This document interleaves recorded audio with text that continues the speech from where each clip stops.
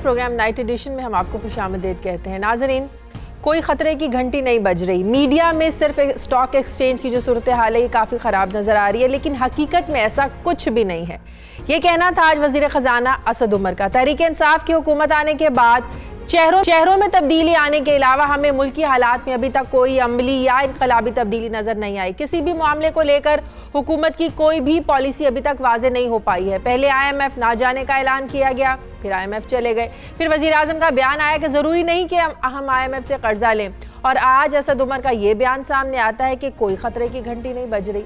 नून league की हुकूमत में असद उमर किस खतरे की बात किया करते थे, ज़रा सुनिए। इस वक्त आपको कर्जे जो मिल रहे हैं उनकी शराइत सिर्फ माशी नहीं है। आज जो आपके सामने शराइत रखी जा रही हैं वो कौमी सलामती के ऊपर कॉम्प्रोमाइज की शराइत भी रखी जा रही हैं। जबकि अपने IMF से रुजू करने को अब जस्टिफाई करने के लिए असद उमर ने साबिक वज़ीर ख़जाना इसहाक डार को भी मासूम करार दिया, और उन्हीं के दौरे हुकूमत में IMF जाने पर उनके ऊपर बहुत ज्यादा तनकीद भी करते रहे। महंगाई कैसे ना आती स्पीकर साहब, IMF के साथ एक मुआहदा करना था, बजाय के इस ऐवान के अंदर खड़े होकर अवाम के सामने सच बोला जाता और अवाम को बताया जाता कि हम क्या मुआहदा करने जा रहे हैं और उसकी शराइत क्या है। उस मुआहदे को करने के लिए एक प्रायर कंडीशन के तौर पर स्टेट बैंक की इंटरवेंशन से मार्केट के अंदर रुपए की कदर गिरवाई गई, डॉलर को महंगा किया गया, और वो डॉलर जो 57-58 रुपए का मिल रहा था वो 108 रुपए पे आज खड़ा है, खुद ब खुद नहीं गया। आखिर ये हो क्या रहा है? क्या नापुख्ता हुकूमती जो फैसले हैं, क्या ये ना तजर्बाकारी का नतीजा है? अगर कोई खतरे की घंटी नहीं बज रही तो एक ही माह में फिर गैस की कीमतों में इजाफा क्यों किया गया, बिजली की कीमतें क्यों बढ़ाई गई, आम अशिया के ऊपर टैक्स में इजाफा क्यों किया गया? आखिर मुल्क की मईशत की बेहतरी के लिए मौजूदा हुकूमत की पॉलिसी है क्या, और क्या वाकई अब की बार IMF प्रोग्राम पाकिस्तान का आखिरी प्रोग्राम साबित होगा? क्या इसी प्रोग्राम के जरिए मुल्क के जो मुआशी हालात हैं ये बहुत हद तक बेहतर हो जाएंगे? प्रोग्राम के पहले हिस्से में हम इस पर बात करेंगे। और दूसरी जानिब जो मफरूर साबिक वज़ीर ख़जाना इसहाक डार, ये अपने पासपोर्ट की कैंसिलेशन के बाद बरतानवी वजारत दाखिला में हुकाम से इन्होंने मुलाकात की और बग़ैर पासपोर्ट के वहाँ रिहाइश पजीर रहने के लिए अपने मेडिकल सर्टिफिकेट भी वहाँ पर पेश किए गए। क्या बरतानवी हुकूमत उन्हें बग़ैर पासपोर्ट के बरतानिया में रिहाइश पजीर होने की इजाज़त देगी? जबकि आम सवाल ये भी है कि पाकिस्तान और बरतानिया में होने वाला जो नया मुआहदा है, क्या ये इसहाक डार को वतन वापस लाने में मददगार साबित हो सकता है? प्रोग्राम में इस पर भी हम डिस्कस करेंगे। कानून खासकर इस बारे में क्या कहता है, इस पर बात करेंगे। प्रोग्राम का जो आखिरी हिस्सा होगा इसमें हम डिस्कस करेंगे कि पिछले 10 सालों से सिंध में हुकूमत करने वाली पाकिस्तान पीपल्स पार्टी की जो हुकूमत है, अब की जिसकी हुकूमत ने सूबे में डॉक्टर्स की कमी के पेश नज़र अब ये फैसला किया है कि बग़ैर टेस्ट के सिर्फ इंटरव्यू बेसिस के ऊपर डॉक्टर्स को भर्ती किया जाएगा। सवाल यह है कि पीपल्स पार्टी की हुकूमत को पिछले 10 सालों में जो अब इतनी गंभीर सूरत हाल हो गई है, इसका इदराक पहले क्यों नहीं हो पाया? इस फैसले के बायस क्या मेरिट की धज्जियां नहीं उड़ेंगी, और मेरिट के ऊपर नौकरियां ना मिलने पर ज़ाहिर है अवाम में फिर मजीद जो एतमाद की कमी है ये मजीद बढ़ेगी? और ख़ासकर क्या इस सारी सूरत हाल का जो फ़ायदा है ये सियासी और घोस्ट भर्तियां करवाने वाले गिरोह को दिया जाएगा? प्रोग्राम के आखिरी हिस्से में हम इस पर भी बात करेंगे। मैं मेरे साथ कराची स्टूडियो से ज़फ़र हिलाली साहब हैं, इस्लामाबाद स्टूडियो से मेरे साथ भट्टी साहब ज्वाइन कर रहे हैं, और इस्लामाबाद से हमें माहिर कानून शाह खावर ज्वाइन करेंगे। मुशीर कानून से मुर्तज़ा वहाब भी होंगे हमारे साथ, और माहिर मौशियात कैसर बंगाली साहब हमें टेलीफोन लाइन पर ज्वाइन कर रहे हैं। मेरे तमाम मेहमानों का बहुत शुक्रिया। कैसर बंगाली साहब, मैं आपसे शुरू करती हूँ। अब तक जितना भी वक्त गुजरा है जब से इस नई हुकूमत ने हलफ उठाया, बड़ा कन्फ्यूजन सारी सूरत हाल लग रही है, बड़ी कंफ्यूज लग रही है हुकूमत। कभी कहते हैं हम IMF जा रहे हैं, कभी कहते हैं हो सकता है हम ना जाएं। आखिरकार आज असद उमर साहब ने कह दिया जी हम तो IMF जा रहे हैं, और ख़ासकर उनका ये दावा कि ये आखिरी बार, ये तारीख का आखिरी बार होगा कि हम IMF जाएंगे। कितना प्रैक्टिकली है इनका ये दावा? क्या आखिरी बार IMF जाने के बाद मईशत को ऐसे कौन से जो है ना वो पहिए लग जाएंगे कि हमारी जो मईशत है वो रवान दवा हो जाएगी, दोबारा IMF जाने की जरूरत नहीं पेश आएगी, हम अपने पैरों पर खड़े हो जाएंगे? कितना प्रैक्टिकल है ये उनका दावा? 1990 के शुरू में नवाज शरीफ की जब पहली हुकूमत आई तो उन्होंने मुहिम चलाई कर्ज उतारने वाली। वो ये था कि एक दफा आप दे दें फिर हमारा कर्ज खत्म हो जाएगा, कर्ज उतारो मुल्क नहीं हुआ, कर्ज बढ़ता गया। और उसके बाद शौकत अजीज ने भी ये दावा किया कि ये आखिरी बार है। सही। ये भी दावा कर रहे हैं आखिरी बार है। आखिरी बार हो सकता है, मुमकिन है, अगर मुल्क की जो मईशत है उसके ढांचे में कुछ बुनियादी तब्दीलियां की जाए, लेकिन हमें ये तब्दीलियां होते हुए नजर नहीं आती। सही। तो मैं नहीं समझता कि ये आखिरी बार। अच्छा, ये दावा आपको हकीकत से बिल्कुल बरक्स लगता है? अभी तक कोई आसार नहीं है कि जो बुनियादी तब्दीलियां हैं वो उसकी पहचान भी है हुकूमत के सतह पर जो करनी है, क्योंकि हमने मईशत को बिल्कुल हम कहते हैं इम्पोर्ट बेस्ड बना दिया है। इम्पोर्ट्स की बुनियाद पे ये मईशत चल रही है। हमारी सनत भी इम्पोर्ट की बुनियाद पे चल रही है। दुनिया भर में सनत चलती है अपने खाम माल के ऊपर, एक्सपोर्ट। हम अपने खाम माल के बजाय, तो ये ढांचा बदलने की जरूरत है। इसमें बहुत ज्यादा तब्दीलियां हैं। सही। अच्छा, एक मुस्बत तब्दीली जिसकी हमेशा से बात भी की गई है, आप भी जानते हैं, हम भी जानते हैं कि बाहर के ममालिक में जो जितना भी लोगों की नाजायज जो मनी पड़ी है, जिसको ब्लैक मनी कहा जाता है, अगर सिर्फ उसका 25% या आप उसको वापस ले आएं, जिसके दावे हमेशा से तहरीक इंसाफ की हुकूमत करती आ रही है, तो कहा जाता है कि हमारे एक तो कर्जे भी उतर जाएंगे और दोबारा कभी हमें कर्ज लेने की जरूरत ही नहीं पेश आएगी। अच्छा, दूसरी आम बात, लेकिन इसको करने के लिए अगर ये प्रैक्टिकल हो सकता था, अगर इनकी नियत होती, लेकिन 8 अप्रैल 2018 को आप जानते हैं जो सदारती ऑर्डिनेंस जारी किया गया था एमनेस्टी स्कीम को लेकर के 5% आप टैक्स दें और आपकी जो ब्लैक मनी आप उसको वाइट कर सकते हैं। तो ऐसे कवानीन लाने के बाद आपको नहीं लगता है कि ये तो आपके बिल्कुल जो है ना वो दायरा कार से बाहर हो गया कि आप बाहर से इस तरह से पैसा वापस नहीं ला सकते? तो इस कानून को लेकर मौजूदा हुकूमत क्या इसको रिवर्स कर सकती है? इस हुकूमत के हाथ में है, क्योंकि बड़ा इंपॉर्टेंट पॉइंट है ये। देखिए, ये हरबे पहले भी इस्तेमाल किए गए हैं, वाइट मनी, ब्लैक मनी को वाइट सफेद करने के, लेकिन इससे मसले हल नहीं हुए। ये पैवन लगाने के बराबर है। और जो बाहर के पैसे हैं जिसके पास है, जिसका इनका दावा है कि हम सारे लाएंगे तो हमारे मसले हल हो जाएंगे, दुनिया की तारीख में कई ऐसे मौके हुए हैं। मार्कोस फिलीपींस के जो हैं, उन्होंने उनके पैसे लाने की जो बाद में हुकूमत थी उन्होंने बड़ी कोशिश की। शाह ऑफ ईरान के पैसे लाने के लिए बड़ी कोशिश की, सब नाकाम रही। ये पैसे इस तरह बाहर से नहीं आते, बल्कि बाहर से पैसे लाने के चक्कर में मजीद पैसे खर्च हो जाते हैं। अच्छा, तो ये भी मुझे कोई दावा ठीक नहीं लग रहा है कि ये कोई पैसा बाहर से जिनका है नाजायज पैसा है, जायज है, जो भी है, ये लाभ आएंगे।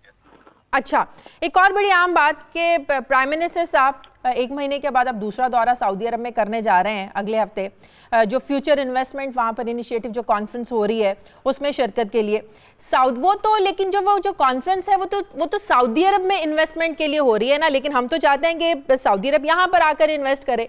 तो क्या हम इस सिचुएशन में है कि हम वहाँ पर जो है ना वो इन्वेस्टमेंट कर सके, और खासकर ऐसे हालात में जो आपको पता है जो उनके एक सहाफ़ी के कत्ल का वाक़या हुआ है, वहाँ के तो अपने इन्वेस्टर्स हैं जो हाथ उठा लिए हैं। उस कॉन्फ्रेंस में तो बरतानिया, फ्रांस, अमेरिका कोई शिरकत ही नहीं कर रहा है। तो आपको लगता है कि जहाँ सऊदी अरब में खुद इतने सेटबैक पे सऊदी अरब चल रहा है, हमारे लिए सिचुएशन में कुछ कर सकता है वो? असल है, चूंकि सऊदी ये जो कॉन्फ्रेंस हो रही है डेवोस इन द डेजर्ट जी, इसमें बहुत सी कंपनीज नहीं है, बहुत सारे ममालिक ने बाइकआउट किया, अमेरिका ने भी बाइकआउट किया इसको। जी। तो मेरा ख्याल है पाकिस्तान ये सिर्फ सऊदी अरब को बताना चाहता है कि बाकी दोस्त हो ना हो, हम आपके दोस्त होंगे, ताकि वो सऊदी अरब से मदद का दरवाजा खुला रहे। तो इस कॉन्फ्रेंस में कुछ मिल सकता है फिर, अगर आप ये उनको यकीन दहानी करवाने जा रहे हैं तो कुछ लेके आएंगे आप? इस वक्त तो कुछ नहीं मिल सकता, लेकिन हम सिर्फ बताना चाहते हैं कि हम सऊदी अरब के दोस्त हैं, मुश्किल वक्त में भी दोस्त। सही।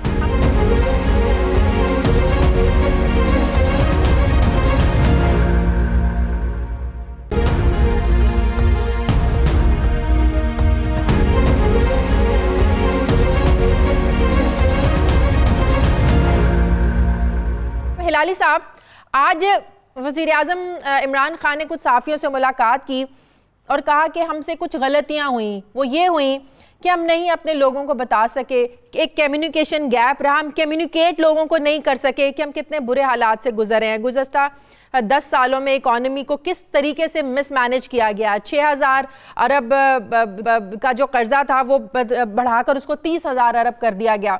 मतलब कि ये बातें तो सारी आप जलसों में भी करते थे, जुलूसों में भी करते थे, मीडिया टॉक्स में भी करते थे, लेकिन आपका अपना होमवर्क आपने अपनी कोई पॉलिसीज हुकूमत में आने से पहले बनाई नहीं। तो आप किसको जस्टिफाई कर रहे हैं, किसको सेटिस्फाई करने की कोशिश कर रहे हैं? तो आप अपनी नाकामी को जाहिर कर रहे हैं। कैसर बंगाली साहब ने अच्छे पॉइंट्स किए हैं। एक चीज़ मैं बता दूं, हम इसलिए नहीं जा रहे हैं कि हम सऊदी अरेबिया को कुछ दे सकें, हम इसलिए जा रहे हैं सऊदी अरेबिया कि हम उधर से कुछ हासिल कर सकें। और ये कॉन्फ्रेंस से नहीं, हम बायलैटरल असिस्टेंस कुछ हासिल कर सकें। और मेरा अपना ख्याल ये है कि इमरान खान नहीं जाता अगर कम से कम उसे कुछ तो एश्योरेंस नहीं मिलता कि कुछ हासिल हम करेंगे।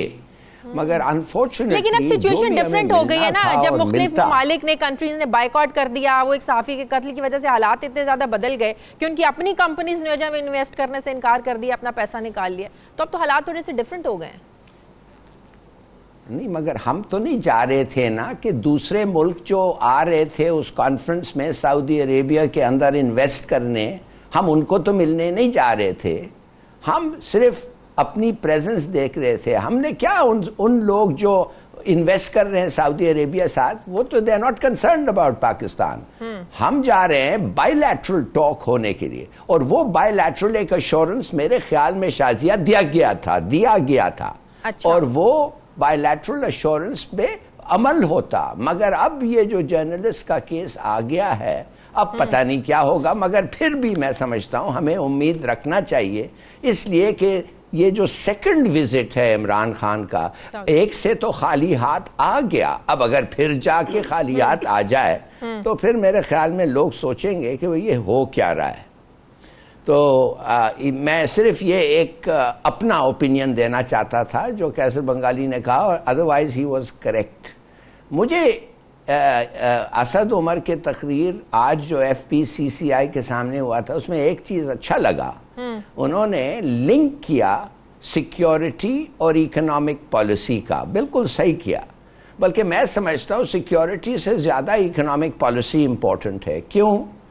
कि देखिए, आप एक बैटल हार सकते हैं, फिर भी आप जीत सकते हैं अगर आपकी सिक्योरिटी पॉलिसी गलत हो। मगर अगर आपकी इकोनॉमिक पॉलिसीज गलत हो शाजिया, और ये मिसाल है दुनिया में, तो अगर आपके लोग भूखे हों, मायूस हों, डिजेक्टेड हों, डिस्पिरिट हो, वो कुछ चीज़ नहीं जीत सकते। सोवियत यूनियन को देखें, जितने एटम बॉम्ब उनके पास थे किसी और मुल्क के पास नहीं थे, मगर इसलिए कि उधर करप्शन था, बैड इकोनॉमिक मैनेजमेंट था, टैक्सेस वो नहीं दे रहे थे, वो कोलैप्स कर गए। सही। तो मेरा अपना ख्याल ये है कि ये अगर इमरान खान का गवर्नमेंट ये समझ गया है हाउ इम्पोर्टेंट इट इज, अब अफसोस से मुझे ये कहना पड़ता है कि ये रिकग्निशन उनके पास जरूर आ गया है। असद उमर काबिल आदमी है, मगर काबिलियत उसकी किस रुख में है? He is an engineer. He has done member business administration, management. मैं जानना चाहता था कि इकोनॉमिक्स और फाइनेंस पर्टिकुलरली, मगर इकोनॉमिक का हमें एक आदमी चाहिए जो इकोनॉमी को स्टडी करके सजेस्ट कर सकता है क्या क्या करे। इसलिए मैं समझता हूं ये जो एडवाइजर्स थे इनके, और जो सही तरीके से इस गवर्नमेंट ने अच्छे लोगों के चुन के बुलाया है, काश के वो लोग जो हैं अब बैठ के मिल के इनके साथ बैठ के काम करें। मुर्तज़ा वहाब साहब, जब 2008 में पाकिस्तान पीपल्स पार्टी की हुकूमत आती है तो सारा मलबा जनरल मुशर्रफ की हुकूमत पर डाला जाता है। फिर जब 2013 में नून लीग आती है वो सारा मलबा आप लोगों पर डालते हैं। अब जब PTI की हुकूमत आई है वो सारा मलबा नून लीग की हुकूमत पर जो है ना वो डाल रही है कि कर्जे बढ़कर इतने हो गए, पिछले 7-10 सालों पर डाला जा रहा है। लेकिन अब वो टाइम मांग रहे हैं कि हम जो भी इकदाम कर रहे हैं उसके रिजल्ट्स आने में 6 महीने लगेंगे। आप समझते हैं कि IMF के पास जाना जस्टिफाई करता है पिछले 10 सालों की अगर इकोनॉमी की सिचुएशन को देखें? देखिए, आप 2008 की क्यों बात कर रहे हैं? आप उससे पहले और माजी में चले जाएं, जब मुशर्रफ साहब का टेक ओवर हुआ था 99 में, तब भी यही बात की गई थी। देखिए, बुनियादी तौर पे प्रॉब्लम का सलूशन तब निकलता है जब आप प्रॉब्लम को आइडेंटिफाई करें। हमारे मुल्क में प्रॉब्लम यह है कि आप पॉलिटिकल रेटरिक में इश्यूज पर फोकस नहीं करते हैं, आप सिर्फ प्रॉब्लम्स पॉइंटेशन के ऊपर बात करते हैं। Nobody ever has a solution.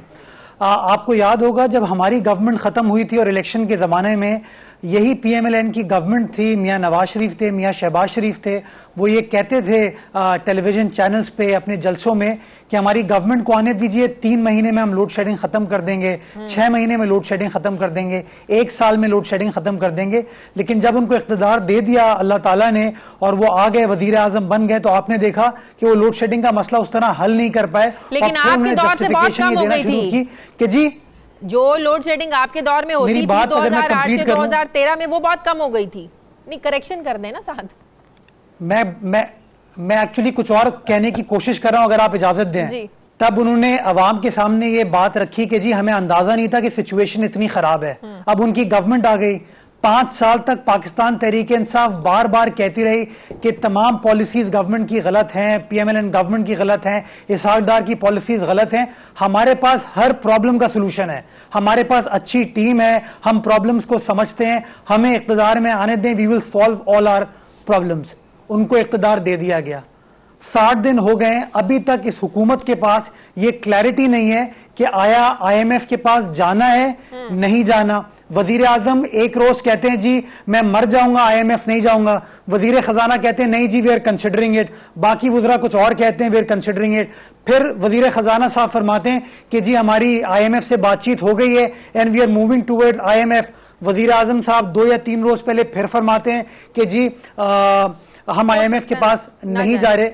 ये जो कंफ्यूजन है बेसिकली ये हमारी मईशत को नुकसान पहुंचाती है। ये जो पॉलिटिकल पॉइंट स्कोरिंग है ये हमारी मईशत को नुकसान पहुंचाती है। मैं समझता हूं कि जब तक आपकी हुकूमत के पास क्लैरिटी ऑफ थॉट नहीं होगी, क्लियर कट पॉलिसीज नहीं होंगी, आप किसी क्लियर डायरेक्शन में नहीं जा पाएंगे। और माजी की मैं आपको मिसाल यही दे रहा था, हमारे टाइम पे नून लीग ये कहती रही, नून लीग के टाइम पे PTI ये कहती रही, लेकिन आखिर में सोल्यूशन किसी के पास नहीं निकला। आखिर में सफर पाकिस्तान की आवाम ने किया। तो मैं समझता हूं कि थोड़ा सा हमारे लीडरान को अब सोचना चाहिए कि पॉलिटिकल पॉइंट स्कोरिंग के लिए, रेटरिक के लिए, हीरो बनने के लिए हम बातें तो कर देते हैं, लेकिन जब इख्तिदार हमें मिलता है तो हमें अंदाजा होता है कि सिचुएशन कितनी गंभीर है, प्रॉब्लम्स कितनी खतरनाक है और हमारे पास सोल्यूशन नहीं है। तो मैं आज भी गुजारिश ये करूंगा कि अगर PTI गवर्नमेंट के पास क्लियर कट एजेंडा होता, अगर कोई क्लियर कट पॉलिसी होती कि भाई IMF के पास हम जा रहे हैं, तो चले जाते, तो ये मईशत को ये नुकसान नहीं पहुंचता। आपने ये कंफ्यूजन क्रिएट की, आपका डॉलर के मुकाबले में रुपये की डिवैल्यूएशन हुई, आपने कंफ्यूजन क्लियर नहीं की, इसी एम्बिग्विटी को आपने जारी रखने दिया। स्टॉक मार्केट में आपके कई 100 अरब रुपए का इन्वेस्टर का पैसा चला गया। आपके वुजरा बैठ के मजाक करते हुए ये कहते हैं कि जी मैं डॉलर के बारे में सुन रहा हूं कि वो 140 रुपए का हो जाएगा। जब आपकी वफाकी कबीना इस तरह की बात करी होगी तो एक आम आदमी या इन्वेस्टर पाकिस्तान की मईशत में क्या कॉन्फिडेंस दिखाएगा? सही। कैसर बंगाली साहब, जो अगली बार IMF ना जाने की बातें की जा रही हैं, दावे किए जा रहे हैं, प्रैक्टिकली ग्राउंड रियलिटीज को देखते हुए हुकूमत को ऐसे कौन से इकदाम करने होंगे कि आइंदा वाकई IMF के पास जाने की जरूरत पेश ना आए? हम 2002 तक हमारी हर $100 के एक्सपोर्ट पे 120-125 डॉलर इंपोर्ट होता था। अच्छा। उसमें कुछ 10 अरब तक रेमिटेंस होता था, जो पैसे आते हैं मिडिल हमारे पाकिस्तानी भेजते हैं, बाकी थोड़ा बहुत कर्जा लेके हम पूरा करते हैं। अब इस वक्त हर $100 के एक्सपोर्ट पे $220 का इंपोर्ट है।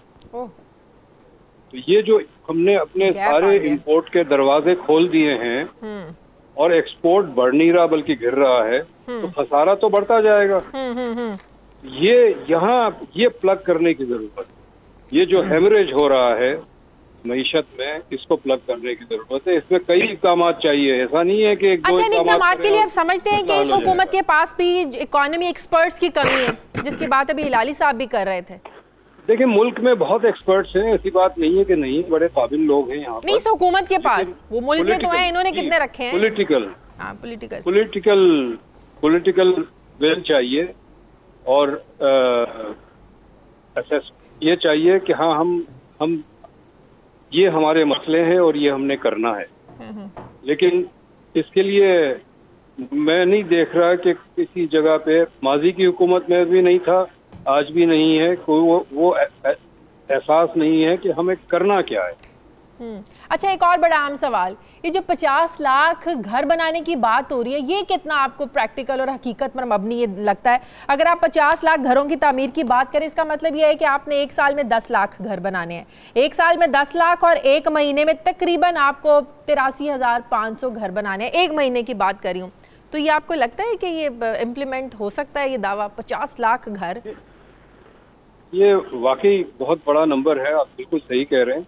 लेकिन ये मुझे जब इन्होंने ऐलान किया तो मैं देखना चाह रहा था कि ये मुझे पता चले कि ये कैसे करेंगे, किस तरह करेंगे। और 10 अरब दरख्त भी 5 सालों में, बड़े बड़े दावे हैं जी। अब दरख्त पे मैं बात नहीं करता, लेकिन घर पे ये है कि अगर हुकूमत ने फाइनेंसिंग करनी है, और कुछ तो हुकूमत ने फाइनेंसिंग करनी ही पड़ेगी। ये हो नहीं सकता कि बगैर हुकूमत के 1 रुपया डाले ये प्रोग्राम चल जाएगा। अगर प्राइवेट सेक्टर को भी आप मिलाते हैं, हुकूमत को करनी होगी। लेकिन अगर एक महीने भी में आपने 83,000 घर बनाने, ऐसी कौन सी मशीनरी है, इतनी आपके पास लेबर है, क्या करेंगे? जो बजट का खसारा है वो कहाँ से पूरा करेंगे? और जब घर बनाएंगे तो खसारा बढ़ जाएगा। बिल्कुल सही, बिल्कुल सही, ठीक है। मतलब ये अरिथमेटिक हुकूमत ने बतानी है कैसे होगा, 2+2 4 कैसे होगा। बिल्कुल सही, बिल्कुल सही। हिलाली साहब कुछ कहना चाह रहे हैं? जी हिलाली साहब। मैं 2 चीज़ें जल्दी से, एक तो मैंने सुना ये है कि जब भी घर पे कंसंट्रेशन एक गवर्नमेंट करता है हाउसिंग पे, तो वो एक हेल्थी डेवलपमेंट है, अच्छा डेवलपमेंट है। क्यों कि हर घर से कोई 20 या 30 मुख्तलिफ इंडस्ट्रीज हैं जो जिनको फिर एक इंसेंटिव मिलता है। मिसाल के तौर पे स्टील है, मेटल है, एल्युमिनियम है, ब्रिक लेइंग है, सीमेंट है। एक तो ये एक अच्छी चीज है, मुझे कहा गया है। I am not an economist, मगर मुझे एक अच्छे इकोनॉमिस्ट ने कहा है। मगर मैं कैसर बंगाली साहब से ये पूछना चाहता हूँ, आप जानते हैं इकोनॉमी, मैं ये पूछना चाहता हूं कि ये जो हमने हर चीज इंपोर्ट, एवोकाडो पेयर्स भी इंपोर्ट कर रहे हैं, माने कि ये इस पॉलिसी का बेसिस क्या है भाई? अगर आपके पास फॉरेन एक्सचेंज नहीं है, आप तो अपने मुल्क को बचाने के लिए या ठीक तरीके से डिफेंड करने के लिए आप ठीक से हथियार नहीं ले सकते हैं, और आपके भतेरे दुश्मन हैं। आप ये लिप बाम और एवोकाडो पेयर्स पे क्यों फॉरेन एक्सचेंज देते हैं? क्या माने, what is, I want to know कि ये क्या कोई प्रिंसिपल है या इकोनॉमिकली ये कोई अच्छी चीज होती है अगर आप फ्रीड इंपोर्ट कर लें हर चीज को? कैसर बंगाली साहब मुझसे पूछ रहे हैं। जी जी, आपसे पूछ रहे हैं, आप जवाब दे दें। जी हाँ, मैंने अभी बताया था कि 2002 से पहले क्या सिचुएशन थी एक्सपोर्ट और इंपोर्ट के, और उसके बाद क्या है। तो मुझे ऐसा लगता है कि शौकत अजीज की जो हुकूमत थी, इतने दरवाजे थे इंपोर्ट के खोल दिए बगैर ये देखें कि इसका क्या नतीजा होगा। तो वो मैं समझता हूँ कि कोई प्रिंसिपल नहीं है, सारे प्रिंसिपल्स वायलेट हुए हैं जो बुनियादी प्रिंसिपल होते हैं मुल्क को चलाने के। ठीक है, बहुत शुक्रिया। हमारे साथ थे बंगाली साहब। मुझे प्रोग्राम में एक ब्रेक लेनी है, ब्रेक के बाद हमारे साथ होंगे शाख खावर, माहिर कानून। उनसे पूछेंगे कि इसहाक डार को वापस लाने में क्या रुकावटें हैं। एक छोटे से वक्फे के बाद।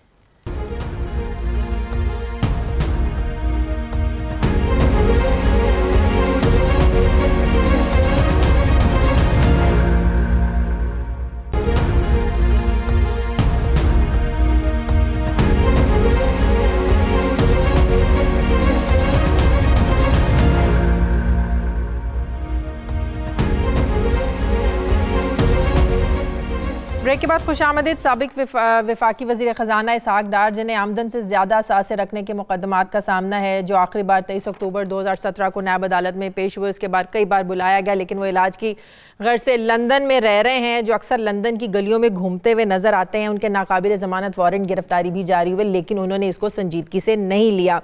अब ये खबरें हैं कि उन्होंने वहाँ पर सियासी पनाह की दरख्वास्त भी दे दी है। डार साहब इसकी तरदीद कर रहे हैं और ये भी कहा जा रहा है कि डार साहब को वतन वापस लाने के लिए शायद वो मुआहदा जो बरतानिया और पाकिस्तान के दरमियान हुआ है वो कुछ मददगार साबित हो सके, लेकिन कानूनी रुकावटें क्या हो सकती हैं। और सबसे अहम बात ये कि पासपोर्ट इनका जो उनकी कैंसिलेशन हुई है उसके बाद क्या ये बरतानिया में रह सकते हैं। शाह खावर साहब हमारे साथ मौजूद हैं, माहिर कानून इस्लामाबाद से, उनसे बात करते हैं। बहुत शुक्रिया शाह साहब। ये बताइएगा, अगर किसी शख्स का हुकूमत पासपोर्ट कैंसिल कर देती है और वो बैरून मुल्क रह रहा होता है, तो पासपोर्ट कैंसिल होने के बाद क्या वो बाहर रह सकता है? अगर रह सकता है तो कितना अर्सा? उस दौरान अगर वो सियासी पनाह, जिसे पॉलिटिकल असाइलम बोलते हैं, क्या वो हासिल कर सकता है वो? और उसके लिए भी बेसिस स्ट्रांग होना ज़रूरी नहीं है क्या? कि उन्हें क्या खतरा है यहाँ पे? उन्हें देखिए, मैं आपको बताऊं कि बरतानिया में असाइलम हासिल करने के लिए उनको जो साबित करना होगा, हाँ, वो ये है कि उनको जो है पॉलिटिकली विक्टिमाइज करने के लिए पाकिस्तान बुलाया जा रहा है। अच्छा। और बरतानिया के कानून के मुताबिक अगर वो ये चीज साबित कर दे कि वो उनके खिलाफ केसेस जो है वो पॉलिटिकली मोटिवेटेड है, और ये चीज मेरा ख्याल है कि ये चीज भी ऐड करेगी उनके केस में, क्योंकि वो अपनी जो बरतानिया का जो भी इमिग्रेशन जो जो जो महकमा है जहाँ पे उन्होंने असाइलम जो है सीख किया हुआ है, तो मेरी दानिश में उनके लिए उनका जो असाइलम का केस है वो ज्यादा सॉलिड ग्राउंड्स पे चला जाएगा। कि नहीं तो क्या हुकूमत पाकिस्तान इस सिलसिले में उनसे रुजू नहीं कर सकती कि भाई ये हमारे केसेस हैं, ये इन पर करप्शन मुकदमात हैं जिसके लिए हमें यहाँ की कोर्ट्स इनको बुला रही हैं, तो ज्यादा स्ट्रॉन्ग केस तो हुकूमत पाकिस्तान पेश कर सकती है? का उनके जहाँ तक उनको एक्सट्राडाइट करने का है, लेकिन अब देखें, अब हिलाली साहब भी तशरीफ रखते हैं, ये भी ज्यादा बेहतर समझते हैं। एक तो ये है कि बरतानिया के साथ हमारा कोई एक्सट्रेडिशन ट्रीटी नहीं है, मुल्जिमों के तबादले का कोई मुआहदा नहीं है। और दूसरा ये है कि अभी जो ये अरेंजमेंट हुआ है कि बरतानिया के जो होम मिनिस्टर आए थे उनके साथ भी कोई एग्रीमेंट हुआ, लेकिन उसको हम कोई कंक्लूसिवली ये नहीं कह सकते कि वो मुल्जिमों के तबादले का कोई मुआहदा है। लेकिन ये एक चीज जरूर है कि उनकी गिरफ्तारी जो है वो इंटरपोल के जरिए अमल में लाई जा सकती है, क्योंकि इंटरपोल के मुताबिक बरतानिया और पाकिस्तान दोनों उसके सेक्रेटरीज हैं और उनके ऑफिसेज मौजूद हैं पाकिस्तान में भी और उधर भी। ऐसी सूरत में जहाँ पे एक्सट्रेडिशन ट्रीटी नहीं होगी, तो उस सूरत में फिर वो इंटरपोल के जरिए और डिप्लोमेटिक चैनल्स के जरिए भी किसी भी मुल्जिम की वापसी जो है उसके लिए वो रिक्वेस्ट की जा सकती है। लेकिन ये एक चीज जरूर है कि बरतानिया के अपने कानून के मुताबिक जिसको उन्होंने अगर इंटरपोल के जरिए भी एक्सट्राडाइट करना है या एक्सट्रेडिशन ट्रीटी के जरिए भी, तो इसकी वहां पे लोकल सतह पर एक इंक्वायरी जरूर होगी कि क्या जो ये रिक्वेस्ट भेजी गई है ये उनकी रिक्वेस्ट को एक्सीड किया जाए या न किया जाए, उनके अपने जो पैरामीटर्स हैं किसी को एक्सट्राडाइट मतलब ये कि पॉलिटिकल असाइलम हासिल करने के लिए उनके लिए क्या आसान होगा ये साबित करना कि पॉलिटिकली उन्हें विक्टिमाइज किया जा रहा है पाकिस्तान में? ये आसान है उनके लिए करना प्रूफ? मेरी दानिश में उनका जो पॉलिटिकल असाइलम वाला केस जो है, हाँ, वो उनके पासपोर्ट की कैंसिलेशन से मेरी दानिश में ज्यादा स्ट्रांग हो जाएगा। अच्छा, वो ज्यादा स्ट्रांग हो जाएगा। हिलाली साहब, तो अगर तो वाकई वो पॉलिटिकल असाइलम लेने में कामयाब हो जाते हैं तो फिर हवा में रह जाएंगे इनके सारे केसेस और नायब अदालत और इनका बुलाना, इनके जमानत वारंट गिरफ्तारी? नहीं, देखिए मैं बताता हूँ ये ब्रिटिश कैसे, हाउ दे व्यू दिस। पहली बात तो ये है, बिल्कुल ठीक, हमारे साथ उनका एक्सट्रेडिशन ट्रीटी नहीं है, बिल्कुल नहीं, तो एक्सट्रेडिशन ट्रीटी के बारे में वो वापस नहीं आ सकते। सही। मगर पॉलिटिकल असाइलम जब उन्होंने, और इस वक्त मीनवाइल उनको एक परमिशन मिलेगा उस मुल्क में रहने के लिए जब तक उनका request for political asylum decide होता है, और उस दौरान अगर खुदा ना खास्ता उनको जाना हो तो मेरे ख्याल में कुछ पेपर्स इश्यू होते हैं ऐसे लोगों को जो इंटरम पीरियड में अगर कोई ख़ास ट्रैवल उनको करना है तो वो कर सकते हैं। मगर देखिए, इंटीरियर मिनिस्टर ब्रिटेन का इधर आया, उन्होंने आके कहा कि हम आपको मदद करेंगे फ्रॉडस्टर्स के खिलाफ। अगर जो लोग आपके मुल्क से चोरी करके हमारे मुल्क पे आते हैं और चीज़ें लेते हैं और ख़रीदते हैं और इन्वेस्ट करते हैं और आपसे चोरी करके हमारे पास और चोरी के पैसे इन्वेस्ट करते हैं, हम आपके साथ कोऑपरेट करेंगे। अब मेरे ख्याल में अब ये होगा। पहली बात तो ये है कि वो उनको एक डिसीजन करना है कि पाकिस्तानी कोर्ट्स क्या इंडिपेंडेंट हैं, are they free of political influence, और मेरा ख्याल में उसका जवाब है यस। अगर वो फ्री नहीं होता तो वो जावेद सादिक साहब आके ये नहीं कहते कि तुम्हारे जो कॉन्विक्ट्स हैं हम उनको वापस भेजेंगे। वापस माने उनका जो माल है उनको उससे प्रॉफिट नहीं करने देंगे।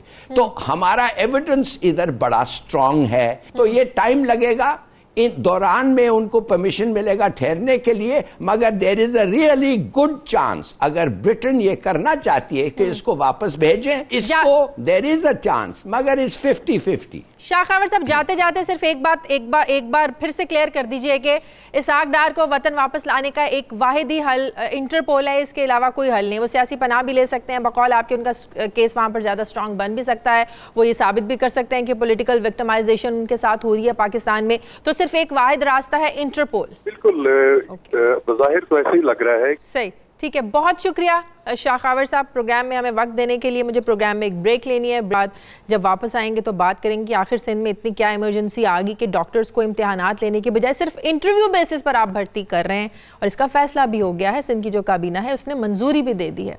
एक छोटे से वक्फे के बाद इस पर बात करते हैं।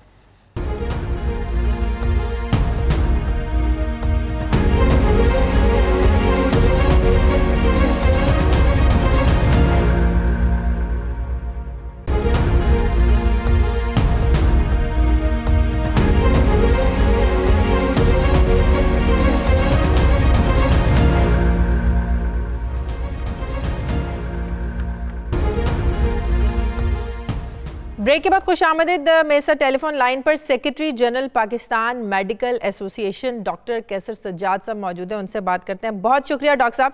डॉक्टर साहब, ये जो सिंध में हो रहा है कि डॉक्टर्स इम्तिहानात की बजाय उनसे सिर्फ इंटरव्यूज़ लिए जाएं, उसकी बेसिस पर आप डॉक्टर्स को भर्ती कर रहे हैं, एक तो ये आपको लगता है कि ये डेफिनेटली एक मेरिट के अगेंस्ट है, और दूसरा ये कि सिंध में अक्सर इस तरह के हमने स्टोरीज़ भी जो है ना वो दी हैं कि घोस्ट स्कूल, घोस्ट टीचर्स के वो जो स्कूल्स थे वो अपनी जगह पर मौजूद ही नहीं होते थे, टीचर्स जो थे वो घर बैठे तनख्वाहें लेते थे, उनका कोई नामो निशान ही नहीं होता था। तो इस तरह का काम करने से एक तो उस तरह के ग्रोह को तक़वियत मिलेगी, उनका फ़ायदा होगा, आप कोटे खोल देंगे कि अपनी मर्ज़ी के लोग डॉक्टर्स भर्ती करवाएं, कोई ज़रूरत नहीं है टेस्ट पास करने की, कोई ज़रूरत नहीं है आपको टेस्ट देने की, इम्तिहान पास करने की। तो ये कितना गलत इक़दाम है सिंध हुकूमत का। जी हाँ, बहुत शुक्रिया आपका, लेकिन आप बिल्कुल सही कह रही हैं। एक्चुअली हम हमेशा बात करते हैं मेरिट्स की, और जब तक मेरिट्स को फॉलो नहीं किया जाएगा, रूल्स एंड रेगुलेशन को फॉलो नहीं किया जाएगा, आप कभी भी कोई काम सही नहीं कर सकते। और आई थिंक ये जो सिंध गवर्नमेंट का फैसला है, ये यकीनन मेरे ख्याल में, मैं समझता हूँ कि शायद उनको अपनी प्रॉब्लम की वजह से करना पड़ रहा है, जो जिनकी कि मुझे मालूमात है, मैंने मालूमात की है, उसके तहत उनका कहना ये है कि चूंकि उनको बहुत इमरजेंसी में कुछ डॉक्टर्स को अपॉइंट करना है, ताकि वहाँ पर जो पेरिफेरी है, जैसे थर है या और दूसरे इलाके हैं सिंध के, वहाँ पर वो कर रहे हैं। लेकिन इसके बावजूद हम ये समझते हैं कि रूल्स एंड रेगुलेशन को प्रॉपर तरीके से फॉलो किया जाए। लेकिन अगर इतनी इमरजेंसी है, पिछले 10 सालों से आप वहाँ पर रूल करते आ रहे हैं, अगर स्टेप बाय स्टेप अगर आप इस तरह के इकदाम उठाते जाते हैं, डॉक्टर्स को ज़रूरत की बुनियादों पर भर्ती किया हुआ होता तो आज इस तरह ना करना पड़ता। आपको लगता है ये मौजूदा हुकूमत का इतना ज़्यादा प्रेशर है? जिस तरह थर के बारे में भी आपको पता है कि इतने लोगों ने तनकीद की, वहाँ जाकर प्रोग्राम्स भी किए, इतनी स्टोरीज भी सामने आई, तो एक उस प्रेशर का भी ये नतीजा है? देखिए, मैं समझता हूँ कि इस वक्त सूरत हाल बहुत ख़राब है। हेल्थ के इश्यूज के हवाले से अगर बात की जाए तो सिंध में, जहाँ खासकर थर में और बाकी जगहों पे डॉक्टर्स की बड़ी कमी है, ये बात तो दुरुस्त है। बेसिक हेल्थ यूनिट्स प्रॉपर काम नहीं कर रहे हैं, ताल्लुका हॉस्पिटल्स में डॉक्टर्स प्रॉपर नहीं है। तो चूंकि मैं समझता हूँ कि चूंकि सुप्रीम कोर्ट ने एक एक्शन लिया हुआ है और मैं समझता हूँ कि शायद उन्होंने ये कहा है कि हम वहां का दौरा करेंगे, लेकिन ऐसे भी तो हो सकता है कि इससे मेरिट तो जाहिर है खराब होगा ही, लेकिन इससे काबिलियत भी तो सामने आनी चाहिए ना। इंटरव्यूज पर आप इस तरह आप वो क्या कहते हैं, आप फेवर भी दे सकते हैं, अपनी पसंद के भी डॉक्टर्स रख सकते हैं, किसी की सिफारिश पर भी आप भर्ती कर सकते हैं। जब आपके पेपर देते हैं, पर्चा देते हैं, इम्तिहान दें, वो तो उसमें आपकी अपनी काबिलियत सामने आती है। इंटरव्यूज में तो आपको नहीं लगता कि सिफारिशें और ये चीज सामने आएगी ज्यादा? देखिए, मैं समझता हूं कि आपकी बात से मैं टोटली एग्री करता हूं, लेकिन मैं ये बात कहता हूं कि पाकिस्तान में 70 सालों में चाहे आप एग्जामिनेशन कर लें, चाहे आप रिटन टेस्ट ले लें, चाहे आप वर्बल टेस्ट ले लें या कुछ भी कर लें, जहां करप्शन करना है, जहां पर फेवरिज्म करना है, नेपोटिज्म करना है, वहां होता रहा है। मैं समझता हूं कि सिंध हुकूमत को चाहिए कि अगर उनको कोई इमरजेंसी है तो वो डेफिनेटली इस तरह के जो डॉक्टर्स हैं जिन्होंने हाउस जॉब किया हुआ है और उनको कोई एक्सपीरियंस नहीं चाहिए, और सिर्फ ये कि वहाँ पे गैस्ट्रोएंटरोलॉजिस्ट या गैस्ट्रो की जो प्रॉब्लम्स हैं और दूसरे प्रॉब्लम्स हैं उसको वो टैकल कर सके, बेसिक प्रॉब्लम जो टैकल कर सके, तो डॉक्टर्स को अपॉइंट कर सकते हैं अगर वहाँ इमरजेंसी तो है। इम्तिहानात में टाइम कितना लगता है कि वो डर के हम जल्दी इसको डॉक्टर्स को रख नहीं पाएंगे, तो आपने इंटरव्यूज करने का फैसला किया, इम्तिहानात में कितना टाइम लगता है? नहीं, मेरे ख्याल में तो जल्दी कर सकते हैं, ऐसी कोई बात नहीं। सिंध पब्लिक सर्विस कमीशन जो है उसके अपने सिस्टम्स होते हैं, उसका अपना एक निज़ाम है कि वो एड देंगे, अपॉइंट उसकी तारीख देंगे, वो लोग अप्लाई करेंगे, फिर उसमें से उसको ये टाइम तो लगता है। लेकिन मैं समझता हूँ कि हमारा मौक़िफ़ ये है कि सिंध गवर्नमेंट को चाहिए कि जो भी काम करें वो मेरिट के बुनियाद पे करें, ऑनेस्टी के साथ करें और ये सोच के करें कि इससे एक आम गरीब मरीज को उससे क्या फायदा हो रहा है। जिस मकसद के लिए आप 1500 डॉक्टर अपॉइंट कर रहे हैं, क्या वो जिस मकसद के लिए आप कर रहे हैं वो आप फायदेमंद है भी कि नहीं है? जी हाँ, कहीं आप ट्रेनिंग तो नहीं किए जा रहे हैं?